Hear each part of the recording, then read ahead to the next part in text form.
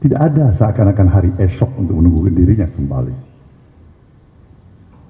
Ini hal yang amat sangat mengusik hati saya.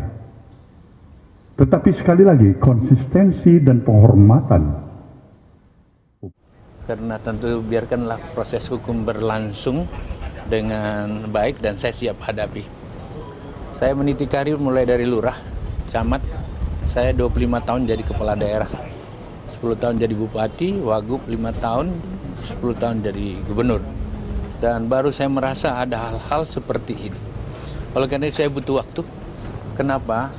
Karena saya baru pulang dari Roma mendapatkan penghargaan dunia atas nama Bapak Presiden. Ya salah, karena memang tidak ada itu. Meaningnya bukan begitu. Jadi makna yang sesungguhnya bukan itu. Spirit semangat kita untuk anti korupsi nggak ada artinya kita ini kalau kader kita jangan bisa melakukan perbuatan-perbuatan tercela. Untuk apa kita punya institusi seperti ini? Nah, spirit adalah seperti itu. Jadi bukan letterlek. Ada kader. Berikan kesempatan ya Allah untuk mengatur negeri ini, kami janjikan. Dan kutuklah kami termasuk diriku ini kalau kami mengkhianati komitmen ini. Kami ingin perbaiki bangsa ini, saudaraku semuanya. Sisa hidup yang ada ini ingin kami beri.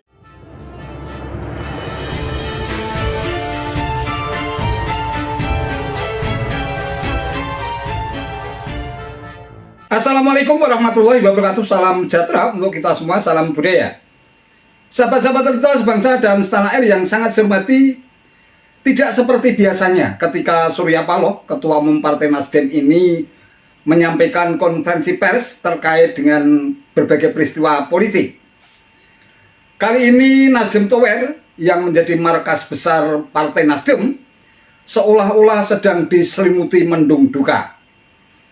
Hal itu terkait dengan ditetapkannya salah satu kader terbaik dari Partai Nasdem, yaitu Syahrul Yassin Limpo yang juga seorang Menteri Pertanian, dikabarkan telah ditetapkan sebagai tersangka oleh Lembaga Anti Rasuah KPK. Terkait dengan penetapan SYL atau Syahrul Yassin Limpo sebagai tersangka dalam dugaan kasus korupsi yang menurut versi KPK berdasarkan hasil penggeledahan di rumah dinasnya, itu didapatkan sekitar 12 senjata api, kemudian juga ditemukan uang senilai 30 miliar rupiah. Hal ini tentu menjadi pukulan yang cukup telak buat Surya Paloh yang sedari awal sudah menyatakan dengan suara lantang bahwa Partai Nasdem didirikan dalam rangka untuk menjadi parpol yang pertama kali akan menjadi parpol yang bebas dari korupsi.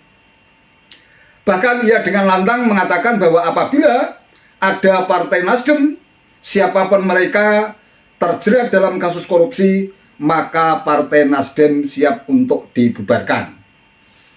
Nah, terkait dengan kasus SYL, tampaknya Surya Paloh juga tidak bisa menutupi kegelisahan hatinya, bahkan ia merasa sangat terusik hatinya karena tanpa diduga, tanpa disangka siapapun, ternyata Menteri Pertanian yang sudah syarat dengan pengalaman sebagai pejabat publik, ternyata tiba-tiba saja musibah dan tsunami politik menghantam Partai Nasdem secara mendadak dan tiba-tiba. Syahrul Yassin Limpo ditetapkan sebagai tersangka dalam kasus extraordinary crime, sebuah kejahatan yang dinilai luar biasa, yaitu kasus korupsi. Tentu saja bukan hanya Surya Paloh yang merasa mendapatkan pukulan telak. Syahrul Yassin Limpo selepas pulang dari luar negeri yang katanya mendapatkan penghargaan dari dunia atas kerja terbaiknya sebagai Menteri Pertanian hingga membuat bangsa Indonesia harum namanya di luar negeri, di tingkat dunia. Ternyata belum hilang rasa capeknya, ia harus mendapatkan kenyataan yang sangat pahit di dalam negeri.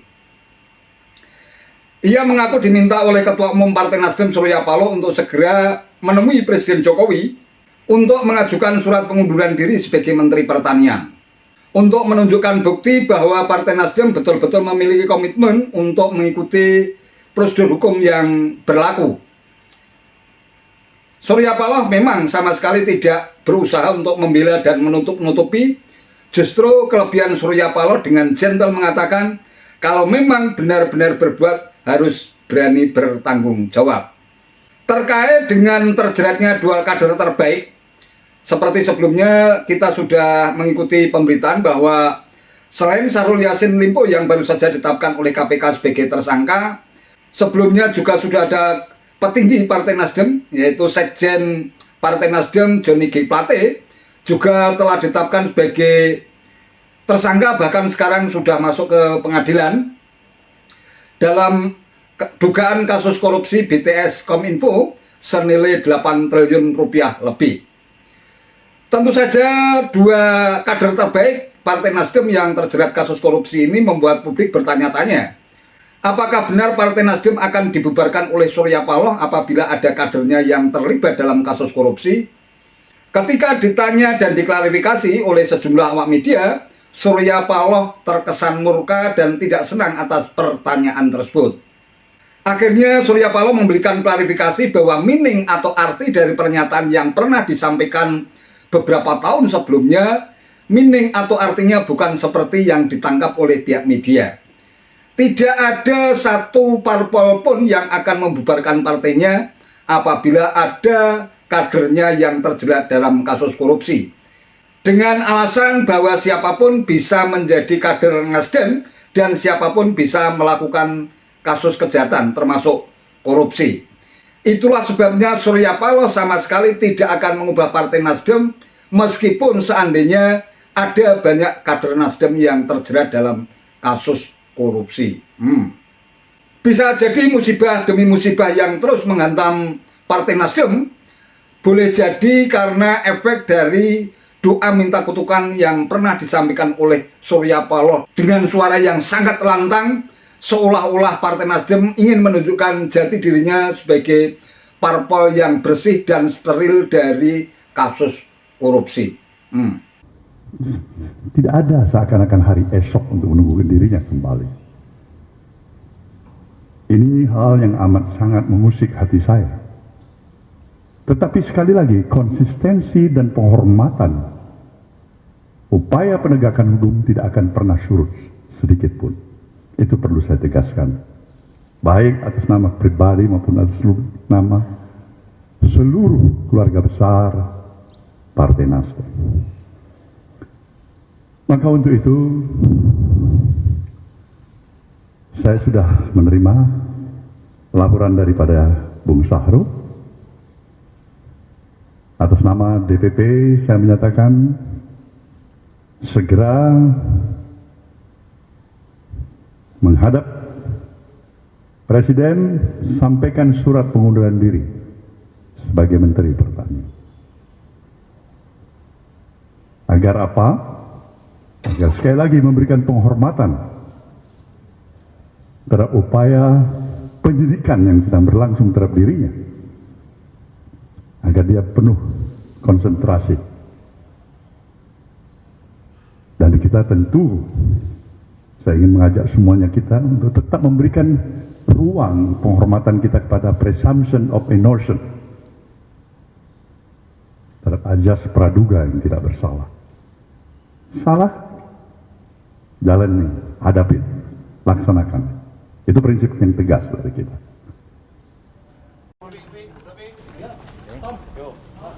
Ya, saya sore hari ini datang meminta waktu Bapak Presiden dan diberi kesempatan melalui Menseknek Pak Pratik untuk menyampaikan usul dan surat pengunduran diri saya sebagai Menteri. Alasan saya mengundurkan diri adalah ada proses hukum yang saya hadapi dan saya harus siap menghadapi secara serius. Walaupun saya berharap jangan ada stigma dan presumption of innocence, maksudnya menghakimi saya dulu, karena tentu biarkanlah proses hukum berlangsung dengan baik dan saya siap hadapi. Saya meniti karir mulai dari lurah, camat, Saya 25 tahun jadi kepala daerah, 10 tahun jadi bupati, wagub 5 tahun, 10 tahun jadi gubernur. Dan baru saya merasa ada hal-hal seperti ini. Oleh karena itu saya butuh waktu. Kenapa? Karena saya baru pulang dari Roma mendapatkan penghargaan dunia atas nama Bapak Presiden. Indonesia memiliki best practice dalam pengendalian berbagai hama penyakit baik unggas maupun hewan besar. Dan itu mendapatkan apresiasi dunia. Saya memberikan presentasi di depan itu di semua negara yang ada atas nama PBB. Yang kedua, IPAT memberi penghargaan pada Bapak Presiden. Dan 3 tahun ini bantalan ekonomi, boleh dibuka datanya, adalah pertanian. Dan itulah langkah-langkah yang sudah dilakukan atas perintah Presiden pada kita semua, bahwa kita memberi makan 280 juta orang kurang lebih dengan dinamika min plusnya tentu ada. Oleh karena itu saya hari ini memang Pak Pratik dengan sangat baik pada saya meminta apa sih alasan saya. Saya orang Bugis Makassar dan rasanya harga diri jauh lebih tinggi daripada pangkat maupun jabatan. Biarkan saya hadapi ini. Dan beri saya kesempatan membuktikan bahwa saya terbiasa ngurus rakyat. Dan saya berharap nasihat-nasihat orang tua saya, nasihat budaya saya dari sana, kalau berani berbuat harus berani tanggung jawab. Dan saya siap bertanggung jawab. Sudah ada panggilan dari Pak Presiden? Belum ada panggilan, saya belum tahu ada apa-apa, saya cuma baca di medsos, sementara saya berproses berhadapan dengan bilateral dengan Menteri Itali, Menteri Spanyol, melakukan bantuan dengan FAO, dengan IFAD, dengan berbagai hal yang merasa bahwa Indonesia perlu dibantu dalam rangka climate change. Kekhawatiran dunia juga termasuk kekhawatiran Indonesia. Dan salah satu yang menjadi kesepakatan di forum FAO atas inisiatif kita, bahwa tidak boleh ada negara yang bisa jalan sendiri menghadapi climate change. Seperti apa yang Pak Presiden selalu sampaikan. Dan itu menjadi rekomendasi dunia. Oleh karena itu diberi saya kesempatan, dan saya belum ada istirahat ini. Karena tadi juga saya diperiksa di Polda. Dan capek banget rasanya saya menghadapi ini semua. Saya berharap tidak akan sedikit pun mengganggu kinerja Bapak Presiden. Lebih baik saya ngambil sikap seperti itu.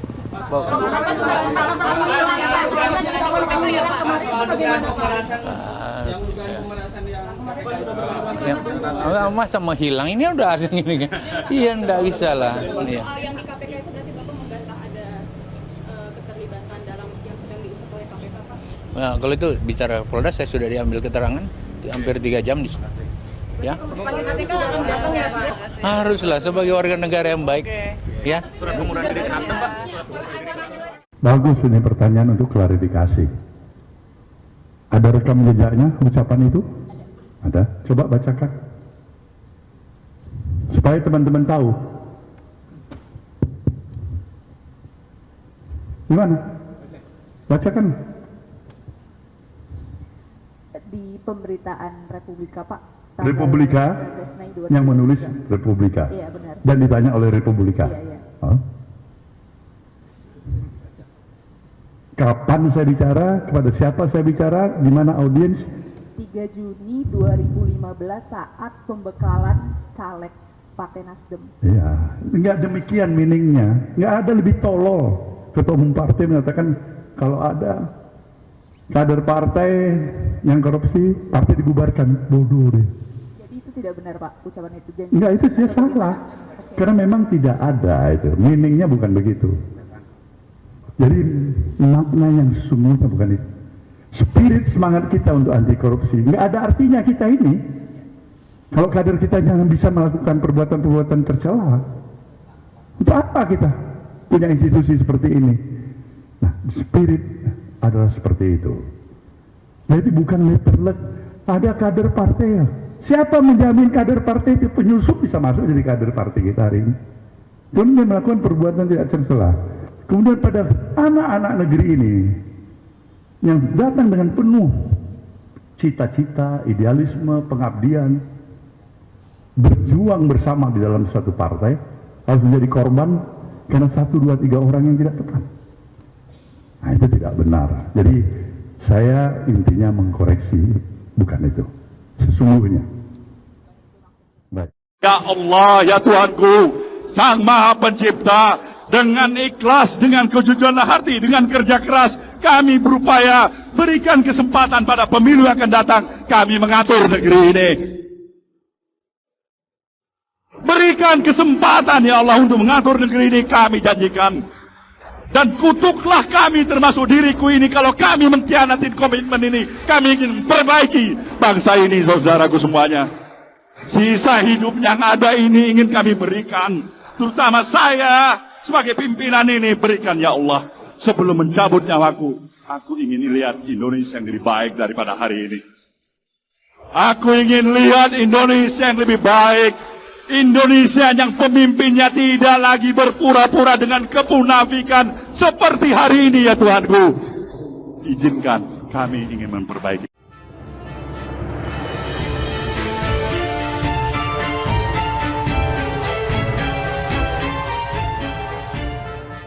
Sahabat-sahabat Tercinta bangsa dan setanah air yang sangat saya hormati, saya tiba-tiba terusik oleh pernyataan Syahrul Yassin Limpo yang mengatakan bahwa dirinya itu pernah memiliki rekam jejak sebagai seorang kepala desa, kemudian menjadi camat, kemudian menjadi bupati, menjadi wakil gubernur, kemudian juga pernah menjadi gubernur, bahkan akhirnya terpilih sebagai Menteri Pertanian.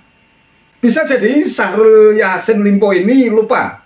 Ada pepatah yang mengatakan bahwa panas setahun dihapuskan oleh hujan sehari. Rekam jejak yang begitu mentereng yang pernah dialami oleh Syahrul Yassin Limpo bisa hilang dalam sekejap hanya karena satu titik noda yang telah mengotori dirinya. Karena merupakan salah satu extraordinary crime, sebuah perilaku jahat yang super jahat bahkan, termasuk kejahatan yang luar biasa, maka ketika kasus korupsi ini menjerat dirinya, tentu saja hal itu bisa berdampak dan berefek luar biasa, hilangnya semua prestasi mentereng yang pernah diraih selama ini.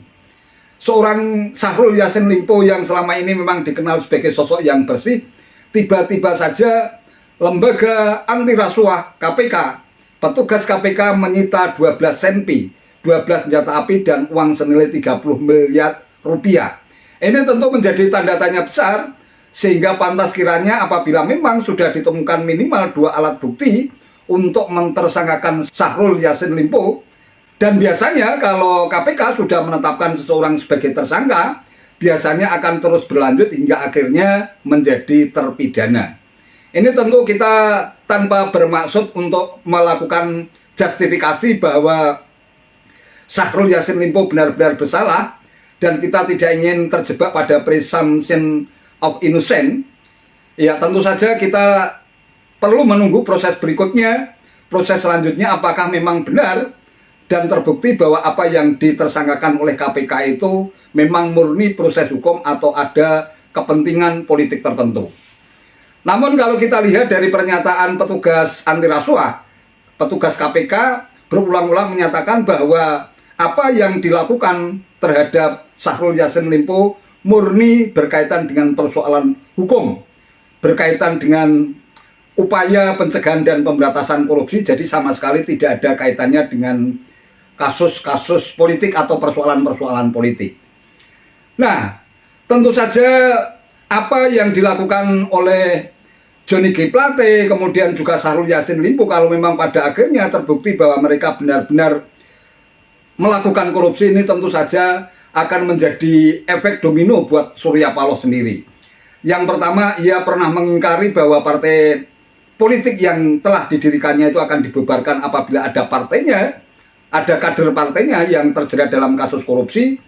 Kemudian yang kedua, dia bukan tidak mungkin juga akan mendapatkan sebuah karma politik ketika dia dengan lantang menyuarakan adanya doa mohon kutukan.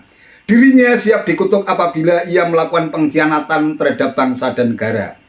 Dan dalam benak publik selama ini dipahami bahwa salah satu bentuk pengkhianatan terhadap negara dan bangsa ini adalah apabila melakukan tindakan korupsi yang nyata-nyata telah tega memakan duit rakyat. Ini yang penting digarisbawahi, bahkan bukan tidak mungkin musibah demi musibah, bahkan tsunami politik yang kini sedang menghantam Partai Nasdem boleh jadi, sekali lagi boleh jadi memang merupakan efek dari doa minta kutukan yang seharusnya itu tidak perlu dilontarkan dengan suara lantang, hanya sekedar untuk menunjukkan citra dan kesannya kepada publik bahwa Partai Nasdem betul-betul parpol yang memiliki komitmen dalam upaya untuk mencegah dan memberantas korupsi. Kalau faktanya pada akhirnya ternyata Partai Nasdem justru banyak menghasilkan kader-kader parpol yang doyan memakan duit rakyat, tentu saja ini menjadi tanda tanya besar. Bukan tidak mungkin bahwa inilah merupakan salah satu bentuk karma politik dari seorang Surya Paloh yang demen mengumbar doa mohon kutukan, dan itu bisa jadi telah dikabulkan oleh Tuhan atas permintaannya.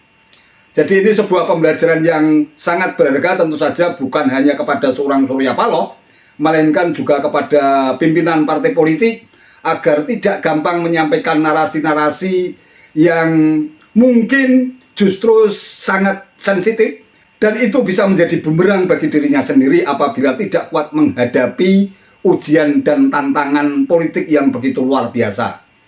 Oleh karena itu, seorang Surya Paloh mestinya juga jangan sampai melontarkan doa dengan suara lantang hanya sekedar untuk menunjukkan citra dan kesannya bahwa Partai Nasdem adalah parpol yang didirikan untuk benar-benar mampu menjadi parpol yang berada di garda terdepan dalam upaya pemberantasan korupsi.